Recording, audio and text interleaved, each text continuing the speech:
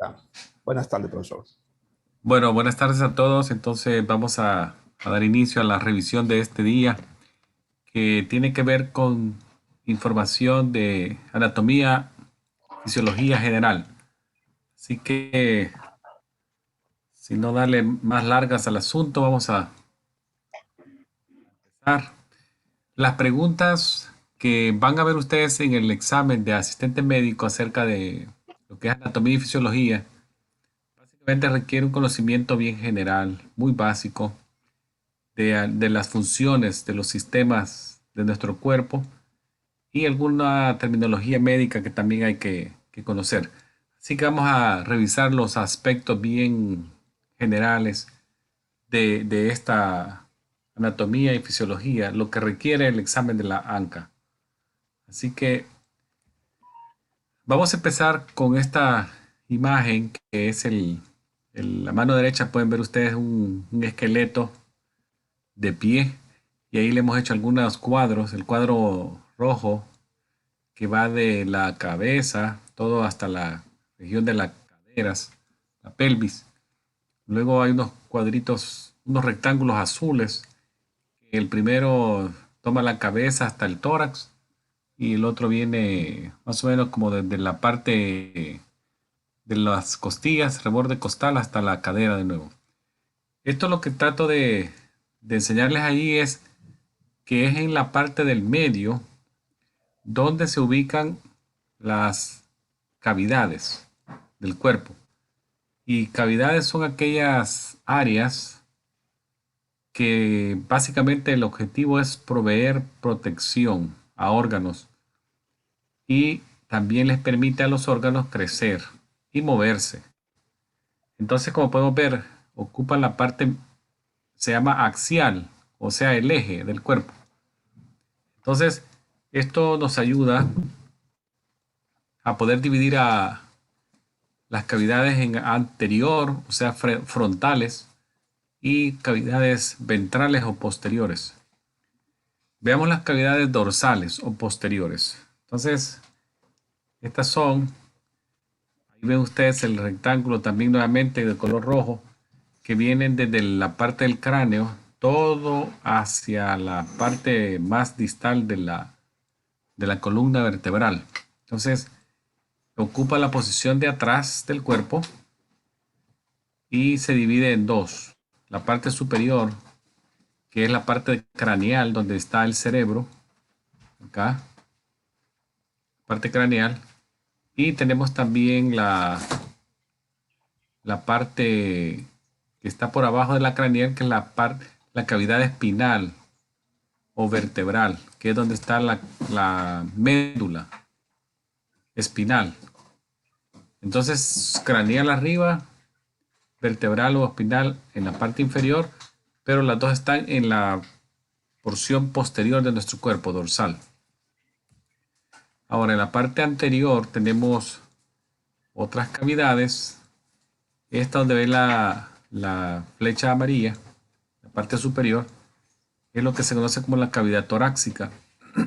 Y esta cavidad torácica es donde encontramos a los pulmones izquierdo y derecho. Ahí ven ustedes la parte derecha y la parte izquierda, que son los pulmones.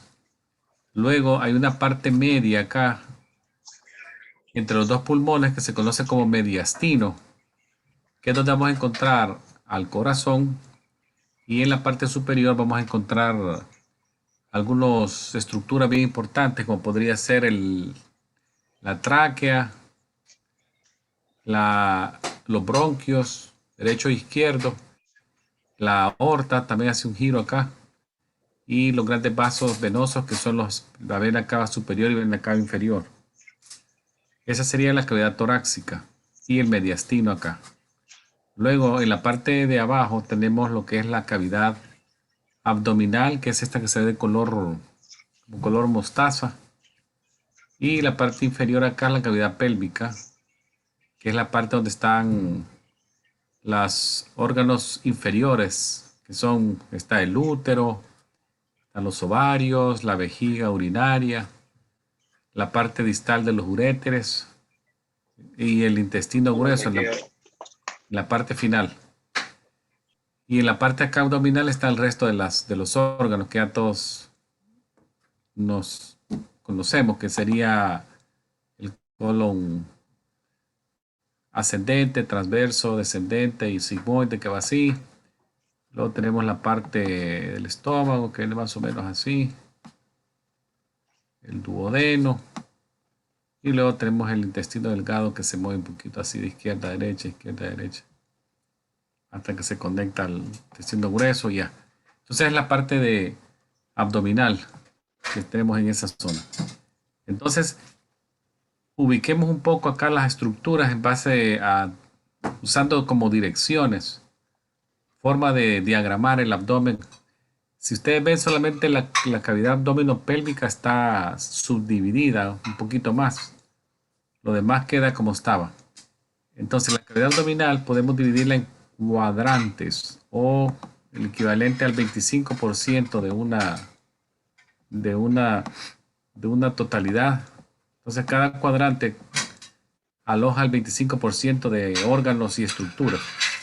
Entonces tenemos, ¿cómo lo dividimos? Trazamos una raya aquí en la parte media, en el eje, lo que dijimos el axial, el eje, y una rayita que pasa de izquierda a derecha sobre el ombligo. Acá.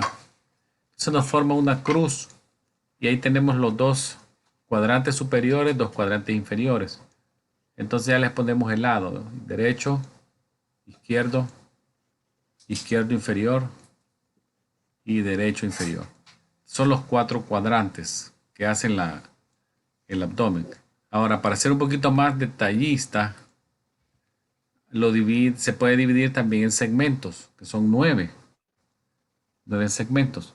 Y esto vamos a utilizar una línea imaginaria que pasa acá en medio de la clavícula, más o menos por la areola de la mama, pasa para abajo, todo para abajo. Luego acá también lo mismo. Todo hasta que llega a la pelvis. En el reborde de las costillas se hace otra línea de izquierda a derecha. Y aquí también en la parte, más o menos por la región del ombligo, también es otra izquierda a derecha. Entonces ya nos quedan 9 segmentos. Entonces estos 9 segmentos se usan entonces dos líneas transversas y dos líneas que vienen de arriba a abajo. Y nos quedan las siguientes estructuras. Por ejemplo, tenemos la región hipocondríaca o subcostal izquierda y derecha, que es la que está por abajo de los cartílagos de las costillas. Luego tenemos la región epigástrica acá, que es la parte media superior, donde vamos a encontrar una porción del estómago y una buena porción de lo que es el hígado. Luego tenemos las regiones lumbares, izquierdas y derechas, que son regiones, segmentos medios a la altura de las vértebras lumbares que están atrás, más o menos a esa altura. Luego tenemos la región umbilical acá, que está en medio de las dos regiones lumbares, y también en la zona del ombligo, acá sobre el ombligo. Y luego en las partes inferiores tenemos las regiones ilíacas, algunos le llaman también inguinales, izquierdas y derechas, que son aquellas que son segmentos inferiores, laterales. Y luego tenemos la región inferior, acá, que es la región hipogástrica, que está abajo de la región de la umbilical y entre las dos ilíacas o inguinales. O sea, eso, si ustedes ven, ¿para qué nos puede servir esto? Básicamente para ubicar órganos abdominales o pélvicos con un poquito más de distinción. Por ejemplo, aquí podemos decir que la vejiga está en la región hipogástrica, que el apéndice podría estar por acá en la región ilíaca derecha, que los uretes pasan por las regiones lumbares, que el colon transverso está en la región umbilical, que el hígado puede estar en la región hipocóndrica, subcostal derecha o epigástrica. Entonces nos da un poquito más de detalle a la hora de describir, por ejemplo, lesiones, tumoraciones, quemaduras, cualquier cosa que tengamos que ubicar en la región por segmentos nos ayuda mucho en ubicar eso. Ahora, eso era lo que les quería compartir un poquito así general sobre lo que eran las cavidades. Ahora también una revisión rápida porque estamos hablando un poquito de anatomía, pero bien general. ¿Qué, qué son consideradas las moléculas biológicas o las moléculas de la vida? Ya ustedes probablemente han escuchado los nombres. Son consideradas como macromoléculas porque son grandes y están formadas por algunas unidades pequeñas, pero ya cuando se unen forman moléculas grandes. Entonces, ahí tenemos las proteínas. O sea, cualquier eh, célula de nuestro cuerpo va a estar compuesta por alguna cosa de esto o por varias de estas. Proteínas, ácidos nucleicos, aquí pues esta aplica para el DNA, carbohidratos y lípidos. O sea, todas las células que tenemos en nuestro cuerpo tienen algo de eso en diferente proporción. Son las moléculas de la vida. Entonces, ¿para qué las necesitamos? Hay muchas funciones de ellas. Por ejemplo, los carbohidratos, los azúcares, una forma en la que nosotros obtenemos energía rápida o también guardamos energía. Como el azúcar se puede consumir rápido, pero también se puede guardar. Luego tenemos los lípidos, que son las grasas, las grasas también tienen mucho uso en nuestro cuerpo. No solamente es darnos como protección del frío o como de amortiguación de los órganos, sino que también guarda energía, ayuda a formar las paredes de las membranas de las células y también son componentes bien importantes de las hormonas, los lípidos o las grasas. Luego tenemos los aminoácidos o proteínas que también son bien importantes. Enzimas son proteínas y las enzimas nos ayudan a acelerar nuestras reacciones químicas a nivel de las células. Son proteínas. También nos ayudan a formar estructuras de células y partes de nuestro cuerpo. Por ejemplo, el cabello tiene un componente que se llama queratina, que es una proteína. Luego tenemos los ácidos nucleicos, que son básicamente estructuras que las encontramos solamente en el ADN o el RNA o ARN. En español ARN, ADN. En inglés es DNA y RNA. Ahí son las estructuras. Entonces esas estructuras que mencionamos, o las moléculas, perdón, se ubican se juntan ya para hacer células, ayudan a formar células. Entonces la célula es la estructura más pequeña con vida que tenemos en nuestro cuerpo, que tiene función propia y tiene características de vida, como son crecer, reproducirse, responder a estímulos, adquirir energía y usarla, entre otros. Esta es una célula, como la vemos en los libros, una célula de redonda, pero la célula podría venir de muchas formas, dependiendo de dónde esté. Pero lo que sí tienen todas son, por ejemplo, estructuras como la membrana celular. Es una estructura que siempre está, que es una protección que protege el interior de la célula del exterior. Aquí sería el exterior, el medio ambiente donde la célula puede estar. El exterior rodea la célula y la protege a la célula la membrana. Luego tenemos el líquido que está dentro, se llama citosol, que el citosol junto a las otras partes de la célula acá se llama citoplasma. O sea, la parte como gelatinosa más todas estas cosas que vemos adentro se llama citoplasma. Luego tenemos los organeles, que son estas estructuras bien sofisticadas de la célula que la ocupa para muchas cosas, para hacer proteínas, para hacer fosfolípidos, para hacer hormonas y para prepararlas para enviarlas a otro lado. Entonces, todas estas estructuras participan en la fabricación de proteínas y enviarlas afuera o de consumo interno acá. Aquí mismo se ocupan. Entonces esos son algunas estructuras. También tenemos los ribosomas, que es este que está aquí arriba, que son, este es un grupito de ribosomas libre, pero hay otros que están como pegados acá. El ribosoma es el que hace las proteínas. Luego tenemos la mitocondria, aquí en ese azulito, que es la encargada de hacer la energía que se consume internamente. La energía que produce la mitocondria no se exporta, no se dona a otras células, sino que es de consumo interno propio. Luego tenemos esta estructura que les dije acá, que está junto al núcleo.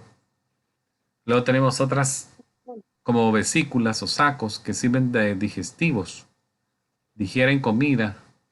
Son los lisosomas. Luego tenemos el núcleo acá, que es el núcleo está, podemos decir que está al centro de la célula y es ahí donde está el ADN protegido.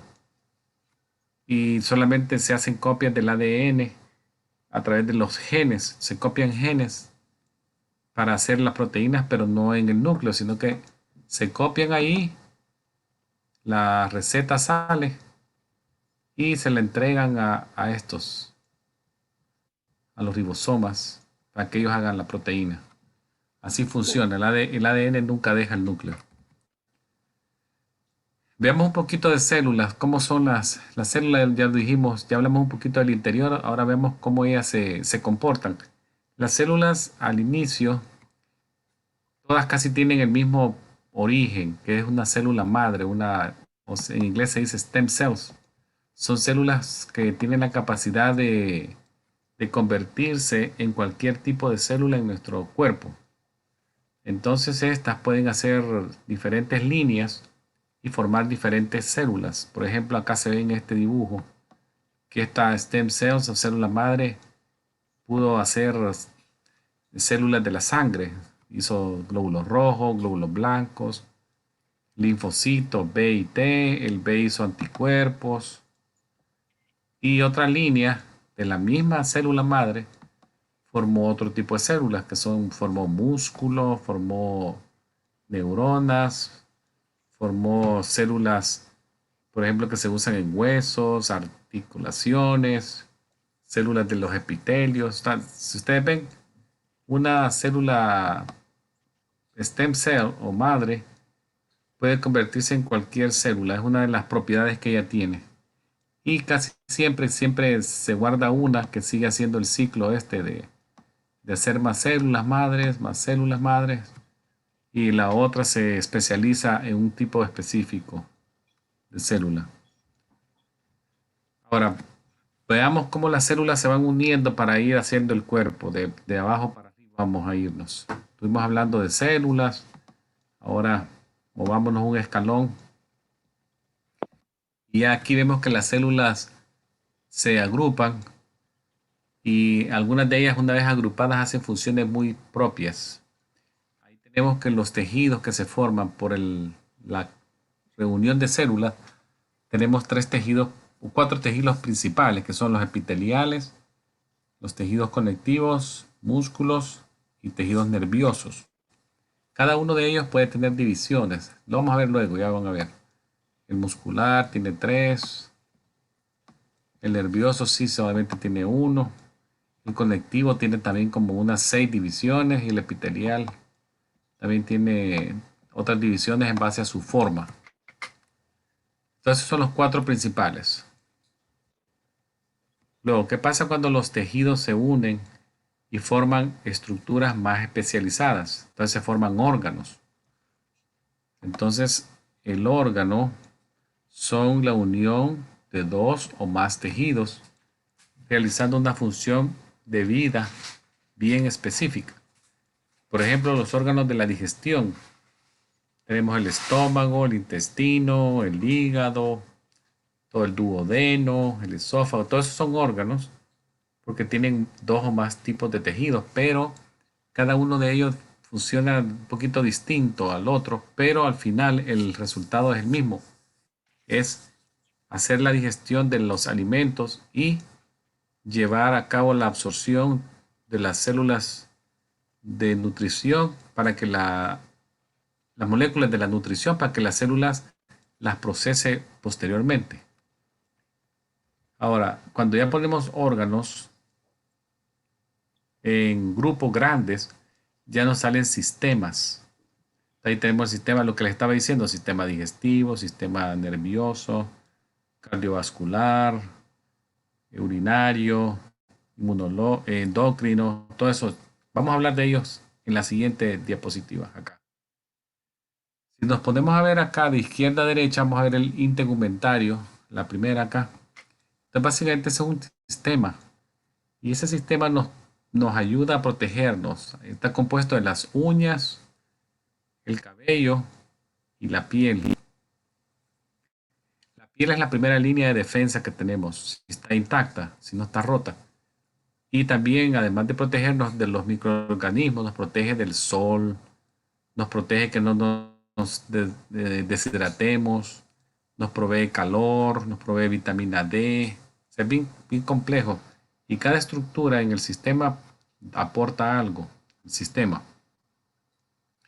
Luego tenemos sistema esquelético que funciona con el muscular acá. Y juntos, unidos, se dice músculo esquelético. Entonces, el músculo mueve el hueso a través de alarlo. El movimiento no se hace por estiramiento, o sea, no se empuja, sino que el, el músculo se contrae. Así se hace el movimiento de las articulaciones por contracción de los músculos.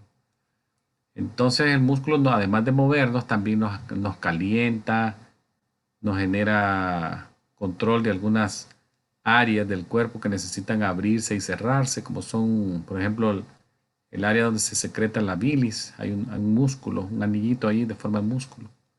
Los ojos también nos abren, son músculos. Los esfínteres internos, en el colon, en la válvula del ciego. O sea, todo un montón de cosas tienen músculos como puertas que se abren y se cierran.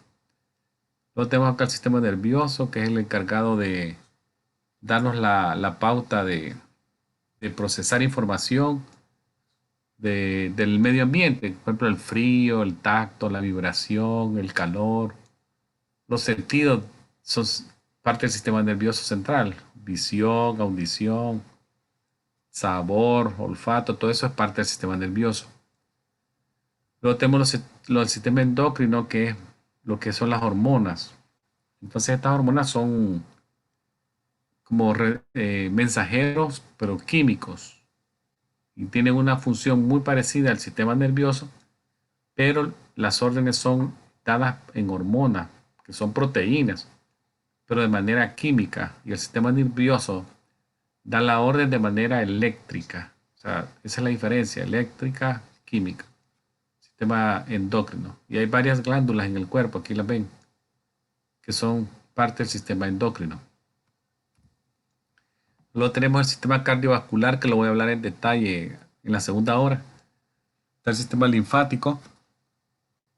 Este sistema linfático trabaja de la mano con el sistema cardiovascular, pero también realiza una función de compensar el líquido que excede en la zona de los tejidos, lo moviliza, o sea, retorna el líquido de los tejidos hacia el corazón. También nos provee inmunidad. Hay algunas glándulas primarias del sistema endocrino, perdón, del sistema linfático, como son las parótidas,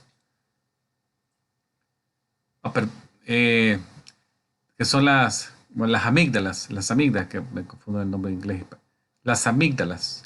Y tenemos los nodos linfáticos, que los encontramos en diferentes áreas del cuerpo, como las axilas, las regiones inguinales, el cuello, por abajo de la mandíbula, hay nódulos linfáticos y cerca de órganos y del intestino, que hay mucha presencia linfática.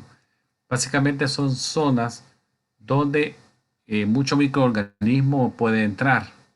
Entonces los intestinos tienen muchas placas linfáticas, que son como la primera filtración que hace el cuerpo en esa zona a través de los nodos linfáticos. Luego tenemos ya áreas más precisas como son el vaso, el timo, son linfáticos. Ahora, en la parte respiratoria, acá vemos que los órganos son los pulmones. Toda estructura que compone el sistema respiratorio es un órgano. La tráquea, los bronquios, los alvéolos, son áreas muy pequeñitas de intercambio de gases. La zona de la nariz, también cavidad de la faringe, la laringe, son zonas del respiratorio. El digestivo ya más o menos lo mencionamos cuando vimos lo que eran las regiones del cuerpo, de la región abdominopélvica. ¿Se recuerdan que dijimos cómo se dividía acá? Así. Dos líneas sagitales y dos transversas. Y ahí están los órganos abdominopélvicos. Luego tenemos los sistemas urinarios, que es el riñón, los uréteres, la vejiga y la uretra, que nos ayuda a sacar desechos del metabolismo de la célula. Luego tenemos los dos sistemas reproductores femeninos y masculinos. Esos serían los 11 sistemas de órganos en nuestro cuerpo.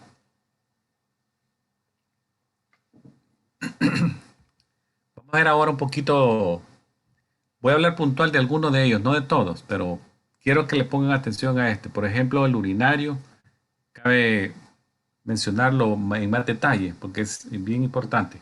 Todos son importantes, pero este que tiene que ver con la que es la parte de flebotomía o toma de muestras. Recuerden, puede ser que en las tomas de muestras haya orina, entonces hay que hacer un poquito el sistema. El sistema urinario, dijimos que el órgano era, tenemos los riñones, son dos, que es derecho. Tenemos los uréteres, que vienen, son las mangueritas estas que vienen del riñón, dirigiéndose hacia la vejiga. Son también parte del sistema, son órganos. Ellos básicamente mueven la orina de arriba hacia la vejiga. La vejiga es un órgano colector y que guarda, colecta y guarda, hasta que llega el momento de sacarlo, cuando ya se alcanza un umbral, cuando ya la vejiga se llena, digamos que se dobló en capacidad, que llegó a ya. Entonces ya eso le manda un mensaje un sistema nervioso que es tiempo de evacuar y saca la orina a través de esta otra sección, que es la uretra. El riñón está compuesto de millones de específicas unidades, que es donde se filtra la sangre y se forma la orina. Esta se llama, acá está el nombre, nefrón. Entonces más o menos por lado tenemos 3 millones. 3 millones de nefrón en el lado izquierdo, 3 millones en el lado derecho. Son microscópicos, no se pueden ver con la vista normal, hay que usar un microscopio para verlos.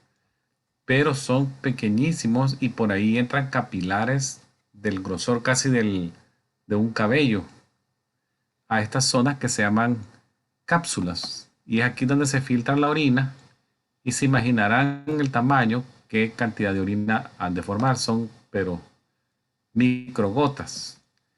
Pero si usted pone los 3 millones de microgotas juntas, ya sale una cantidad bastante grande de orina que se produce en los dos riñones. Entonces, tienen que estar funcionando todos para que se forme una orina con un volumen adecuado. Lastimosamente hay casos en el que la función se pierde y muchas personas terminan en esta hemodiálisis, mientras logran probablemente un donante de un riñón, que cuesta mucho, cuesta en tiempo, porque hay gente que espera hasta 10 años el riñón y muchas veces ni llega. muchos de ellos lamentablemente fallecen antes de que el riñón llegó. Entonces, la parte de insuficiencia renal es bien complicada. Algo que también les quiero mencionar de la parte renal es que hay una hormona ahí, tal vez la han escuchado, que se llama eritropoyetina. La eritropoyetina es una hormona que la produce la parte interna del riñón y es la que estimula que la médula ósea produzca glóbulos rojos cuando los niveles de sangre tienen el oxígeno bajo. Este es como el estímulo. Nivel bajo de oxígeno, eritropoyetina aumenta. Cuando los riñones no funcionan, por ende la eritropoyetina tampoco se produce. Entonces los pacientes renales casi siempre tienen la hemoglobina baja, es porque la eritropoyetina no se está produciendo en cantidades adecuadas y casi todos ellos son anémicos. Cosa buena ahora es que la eritropoyetina ahora ya se puede inyectar y eso se las inyectan y ellos logran hacer su sangre propia. Otro sistema también que nos interesa por la flebotomía es la piel. Entonces, veamos, revisemos la piel rápidamente. ¿Qué capas la forman? La piel, si ustedes ven, la piel es pero súper pequeñita el diámetro. Puede ser casi de 1 milímetro. Un milímetro de espesor. Pero en ese espacio hay un montón de cosas. Por ejemplo, tenemos la capa superficial que acá la vemos, que es la epidermis. Esa zona no tiene vasos.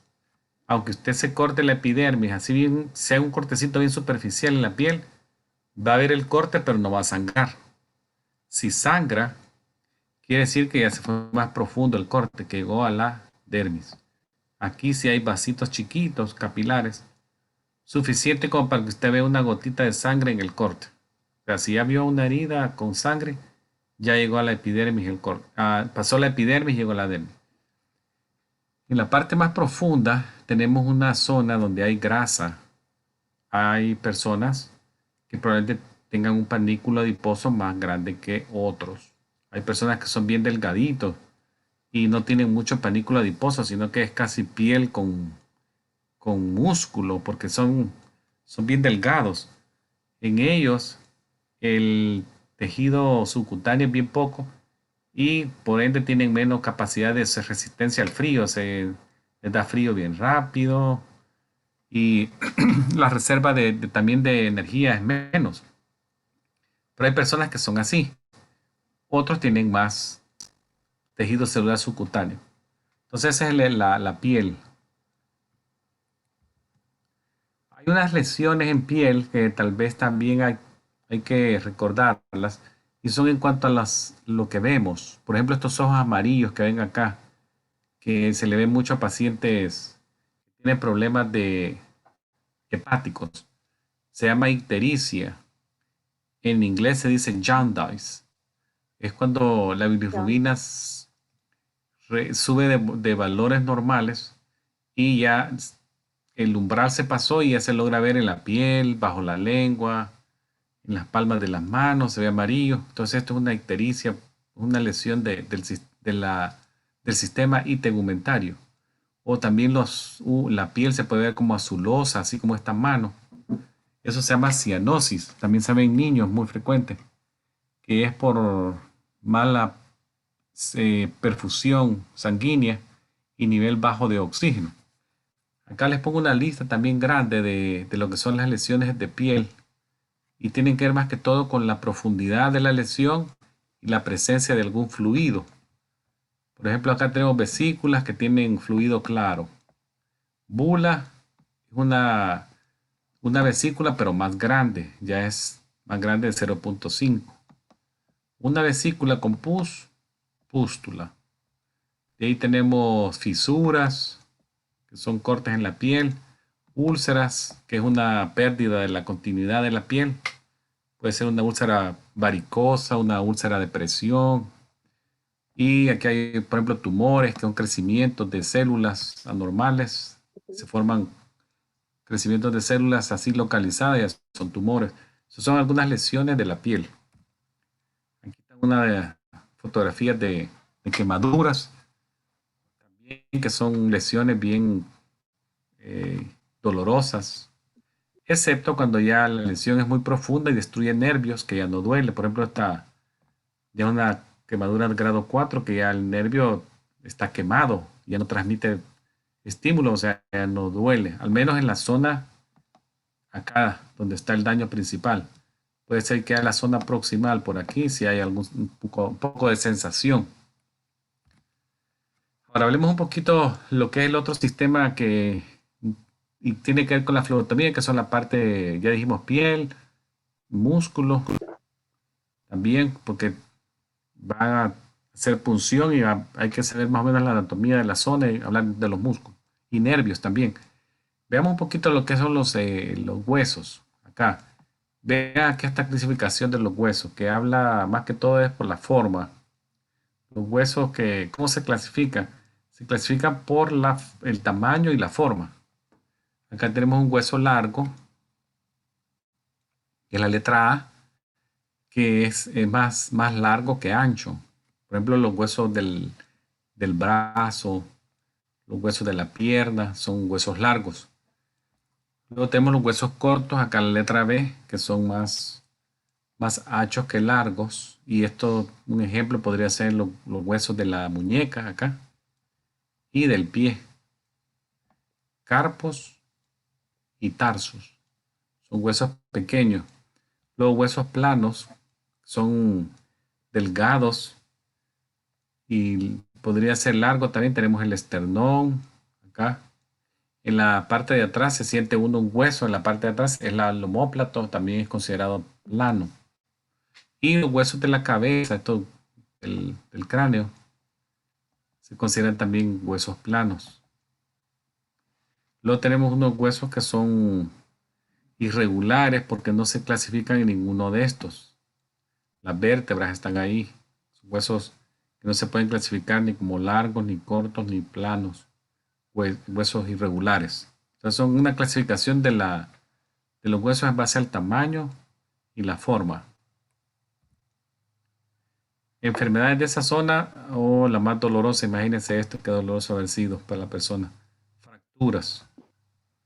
Entonces fracturas tenemos como lesiones óseas. También desviaciones de las estructuras. Por ejemplo, acá vemos deformidades de la columna. Tenemos las laterales, que son las escoliosis. Tenemos esta cifosis, que es como la joroba el jorobado de Notre Dame. Podría ser así, una cifosis. Y tenemos unas lordosis, que son unas curvaturas lumbares exageradas. Que esto a veces lo vemos así como algunas bailarinas, que por la posición que tienen siempre, tienen una curvatura lumbar exagerada. Eso se llama lordosis. Y acá vemos unas manos de una persona que probablemente tiene problema de articulación, artritis reumatoidea, que son deformantes. Ahora veamos de la musculatura, ¿qué podemos hablar de la musculatura? Que es necesario conocer. La clasificación, los tipos. Acá hay 3 tipos de músculos. Si ustedes ven, cuando hablemos del sistema cardiovascular, vamos a decir que el corazón por lo menos está hecho de células musculares cardíacas. Son exclusivas para esa zona. Es un tipo de músculo. Luego los músculos que se mueven por voluntad. El músculo esquelético, como esos de acá. Y algunos músculos que se mueven de manera involuntaria. Los músculos lisos, que son aquellos músculos que se encuentran en intestinos, en la uretra, en los uréteres, en la zona de la vesícula, en el esófago. Todos esos son músculos lisos y en los vasos sanguíneos también son lisos. Entonces, eso dijimos que los músculos, además de ser voluntarios e involuntarios, nos ayudan a movernos, pero movernos para hacer una actividad. Y cuando hacemos eso, cambiamos ángulos en las articulaciones. Veamos aquí algunos movimientos que son bien frecuentes que se hacen. Por ejemplo, que si el ángulo se disminuye, Acá ven la pierna estirada, tiene un ángulo de 180 grados, porque está completamente extensión. Pero si la articulación se disminuye y el ángulo disminuye, entonces eso es una flexión. Entonces la flexión de la rodilla que le van acá, que el señor está en este dibujo flexionando la rodilla, más que todo la acción la hacen los músculos del muslo, acá, adelante y atrás. Extensión y flexión de las rodillas del músculos, de la rodilla, del muslo.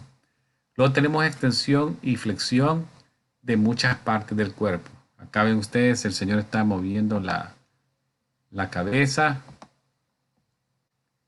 y hay flexión y extensión del cuello. También hay flexión y extensión de la cadera. Luego tenemos movimientos que son de los brazos hacia afuera, como que alguien levanta los brazos cuando está haciendo ejercicio a los lados. Si el brazo se aleja del cuerpo, si yo lo separo, como que quiero levantarlo para decir adiós a alguien, eso es una abducción con B, acá, abducción. Cuando yo lo acerco de nuevo a mi cuerpo, ya ponérmelo a la par del cuerpo, eso se llama aducción. Son movimientos bien rápidos que se hacen, pero tienen ese nombre, abducción hacia afuera y aducción acercándolo a la línea media. Luego estos movimientos que ustedes ven acá de rotación interna e externa de la pierna, que se ve mucho en los jugadores de soccer, si ustedes lo ven cuando hacen el dribbling para la derecha, que para la izquierda, que para la derecha. Ellos lo que están haciendo rotaciones internas y externas de las piernas, y son movimientos que vienen más que todo de musculatura de la cadera. Ahí se forma todo eso. Y las flexiones y extensiones de la rodilla la hacen en los muslos. Entonces, si ustedes ven estos jugadores que andan corriendo, jugando soccer, usan mucho musculatura de la cadera, de los glúteos y de las rodillas, y también utilizan la pierna cuando tienen que hacer movimiento de puntitas de los pies. Es el que está acá, creo. Cuando se hace una dorsiflexión o una flexión plantar. La flexión plantar es una acción que se hace cuando uno se para, digamos, en la punta de los pies, como el balletista que hace se para, es una flexión plantar. Luego tenemos una dorsiflexión, que son aquellos que caminan en los talones.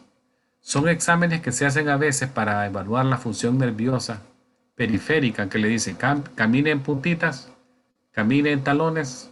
Se está evaluando algunos nervios de los miembros inferiores. Otro movimiento que también es importante conocer es esto de pronación y supinación.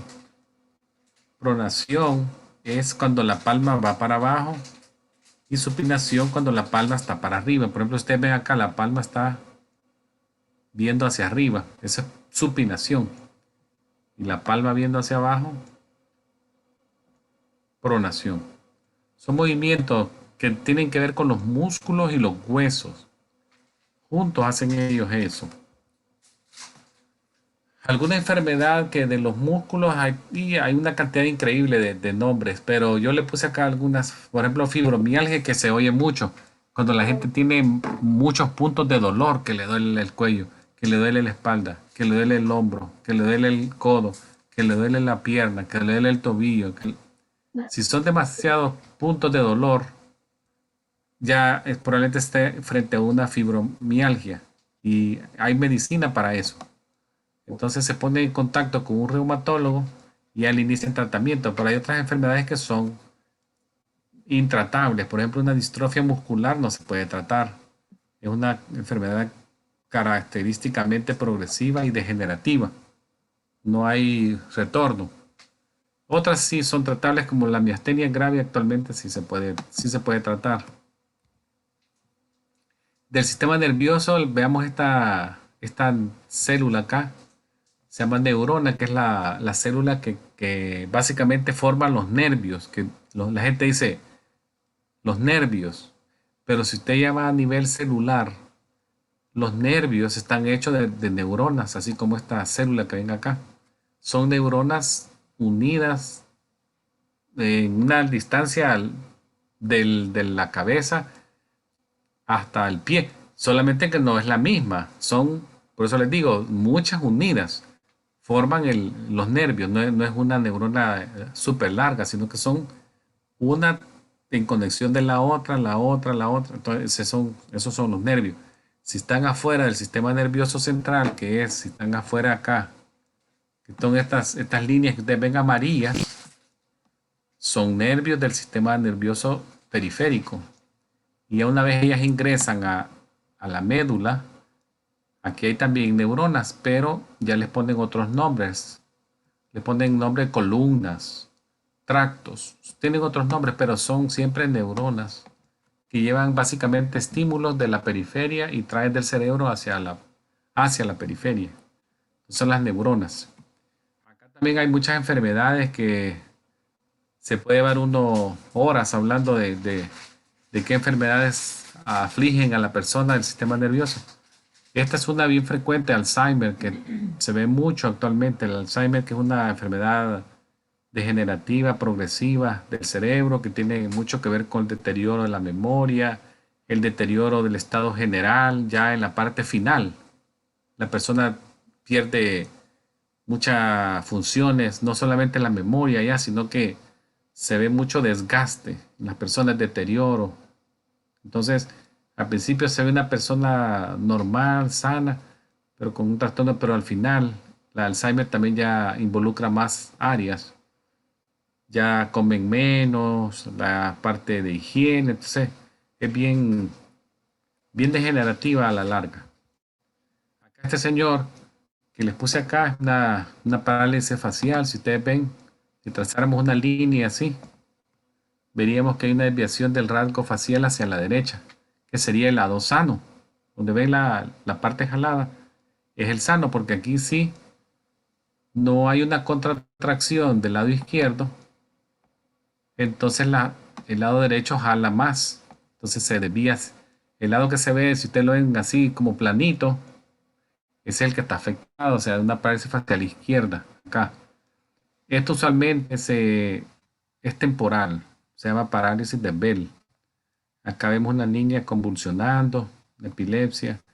Esta es una amyotrófica lateral esclerosis, ALS.